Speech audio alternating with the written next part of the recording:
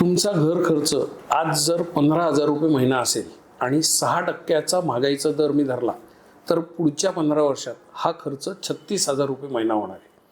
घर खर्च आत्ता 20,000 असेल तर 15 वर्षात हा खर्च होईल 48,000 रुपये आणि आत्ता घर खर्च 25,000 रुपये महिना असेल तर पुढच्या 15 वर्षात हा खर्च होईल 60,000 रुपये.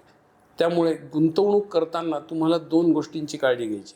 पहिली गोष्ट, अशा ॲसेटमध्ये पैसे टाका जिथे मिळणारा परतावा हा महागाईच्या दरापेक्षा जास्त असेल, म्हणजे किमान 10% तरी परतावा आपल्याला मिळाला पाहिजे.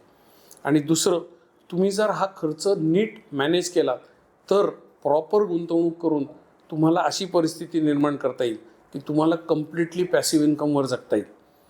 श्रीमंत होणारा माणूस तो नसतो ज्याच्याकडे जास्त पैसे आहेत. श्रीमंत होणारा माणूस तो आहे ज्याचा खर्च कमी आहे, कारण नंतर त्याचा पॅसिव्ह इन्कम त्याचा खर्च भागवत असतो. आणि जास्त खर्च असेल तर जास्त पॅसिव्ह इन्कम लागेल आणि कमी खर्च असेल तर कमी पॅसिव्ह इन्कम लागेल. त्यामुळे खर्च कमी ठेवा आणि प्रॉपर गुंतवणूक करा. Beat the inflation and become rich.